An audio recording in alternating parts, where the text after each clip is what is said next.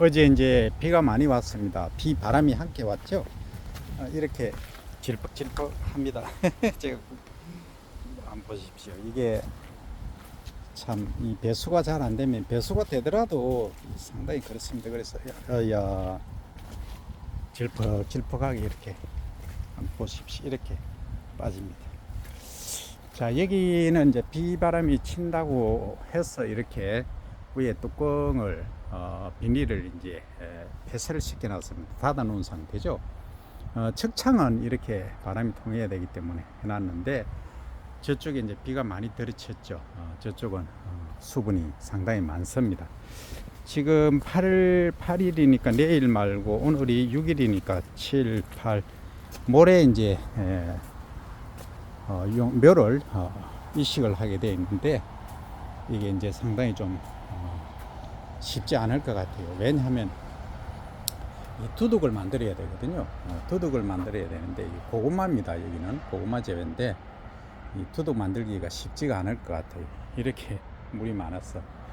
그래서 이 척창을 닫아둬야 되는데 이게 상황을 정확히 인지를 못했습니다. 우선에 지난주 금요일 날 이제 한 작업은 뭐냐 하면 비료를 이제 했죠. 그러니까 시비를 하고 그 다음에 이제 로타리를 쳤습니다. 로타리를 쳐서 이렇게 구역을 만들었는데, 이 가운데 비닐은 뭐냐 하면 여기는 이제 과습구로 만들 겁니다. 수분이 아주 많은 조건. 그래서 이제 그냥 통상적으로 해두면 물이 이제 지하수로 밑으로 내려가 버리거든요. 그러니까 크게 가습 피해를 받지 않습니다. 그래서 최대한 가습을 줄 수 있는 조건을 만들기 위해서 비닐을 밑에 이렇게 이제 깔아 놓은 거죠. 그 위에다 흙을 복토로 한 겁니다. 자, 이렇게 해서 이제 실험이 원래 진행될 겁니다. 이제 주기적으로 이식할 때, 그리고 그 이후에 생장 또는 생육 관계를 전체적으로 찍어 올리도록 하겠습니다. 근데 이제 여기 보시면 위에 요 끈이 있지 않습니까? 이 끈 바람에 의해서 전부 이 흐늘흐늘해져 버립니다. 그래서 위에 한번 보십시오. 비닐이 펄럭이죠. 바람에 따라서 이렇게 됩니다. 그래서 처음에 한번 끈을 묶어 놨다고 완벽한 것이 아니니까 다들 철저히 비닐을 어떻게 관리할 것인지 좀 세게 묶어 놓으셔야 됩니다. 그렇지 않으면 문제가 된다. 자, 그 다음에 이제 재배를 이제 하시게 되면은 실제 이제 어떤 경우가 발생하냐면, 이게 그 비닐이 있는 경우 햇빛이 난 경우입니다. 햇빛이 났을 때 비닐이 있으면 광투과량이 적거든요. 아무래도 적습니다. 그러다 보면 이제 일반 노지라 하면 바깥에, 그죠? 저쪽 이제 비닐이 없는 그냥 노지 상태에서 재배하는 거하고 광의 양과 시간은 거의 차이가 없습니다. 광양이라고 하면은 동일한 면적에 어느 정도 강하게 내리쬐느냐 하는 거죠. 그것이 약해집니다. 대신에 이제 온도는 또 높아지죠. 그래서 일반 노지와 비교할 수 없는 상황이 되기 때문에 반드시 이제 열어둬야 된다 하는 점을 말씀을 드립니다. 그래서 기농기촌 하시다 보면 참 하실 일들이 많습니다. 그러니까 준비죠. 여기 보시면 요렇게 이런 것들도 이제 사실은 업자분들한테 맡기시면 편하고 좋습니다. 근데 비용이 비싸죠. 요즘 특히 인건비가 장난이 아닙니다. 그래서 자가로 하실 수 있는 기술을 배우시는 게 시골에 사시면 그만큼 중요하다. 한번 보십시오. 이거 푹푹 빠집니다. 이거. 예, 보십시오.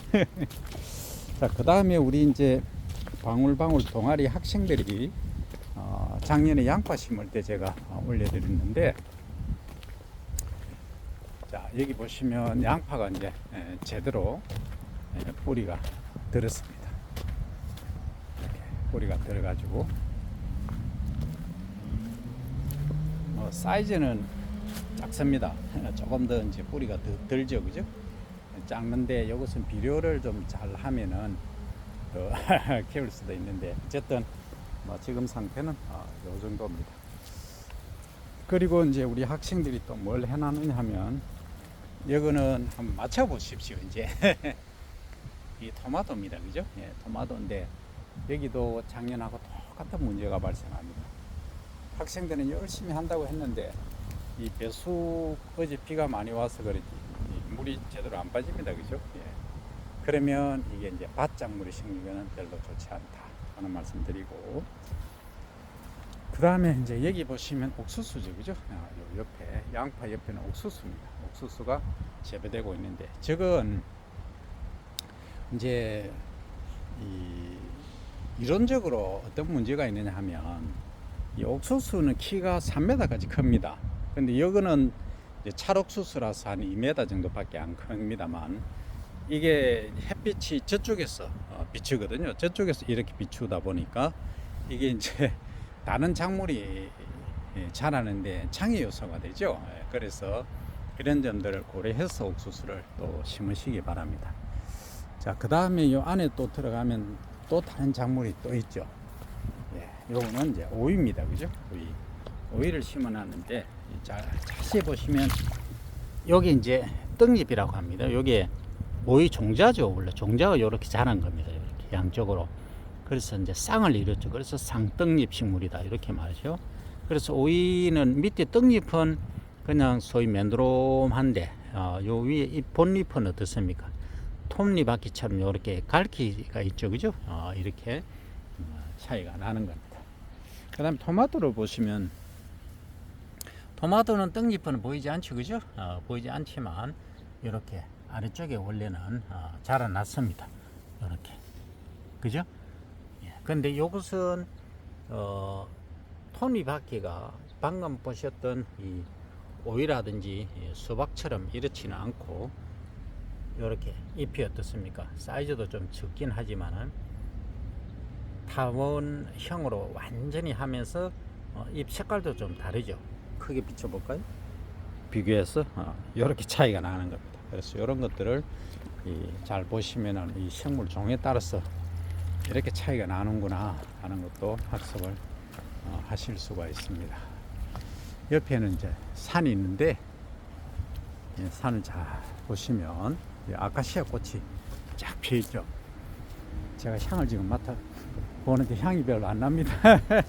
어제 비가 와서 그런지. 아카시아 꽃 참 예쁩니다. 이게 어우러져 있을 때 정말 아주 물이 오랜만에 이제 하천으로 내려오고 있네요. 저희는 이제 여기서 연구를 다양하게 이제 진행을 하고 있습니다만, 옆에는 또 딸기를 하고 있거든요. 이 딸기 이제 우리 그 교수님이 육종을 하시는 분인데 새로운 품종을 만들죠. 근데 품종 만드는 거는 그렇게 어려운 게 아닙니다. 뭐 매년 하면 만들 수 있는데, 이게 이제 보급이 문제입니다. 기존에 나와 있는 것보다 훨씬 맛이나 아니면은 보관 또는 색깔 뭐든지 이 소비자분들이 기호도를 높일 수 있어야 됩니다. 그게 안 되면 아무 의미가 없죠. 그래서 이제 들어가면 안 되고, 여기서 비춰보면 딸기꽃이 피어 있죠.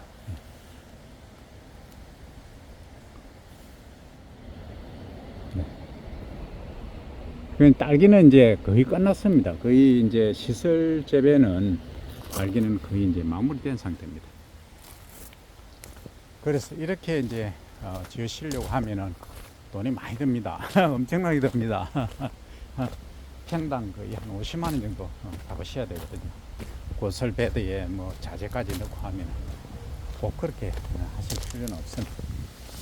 자, 그리고 이제 시골에 계시면 컨테이너 있지 않습니까? 이런 식으로 이 컨테이너를 갖다 놓으시고, 연장도 갖다 놓으시고, 때로는 저기서 뭐 초기에는 주무시기는 제가 권유를 하지 않습니다. 위험하기 때문에.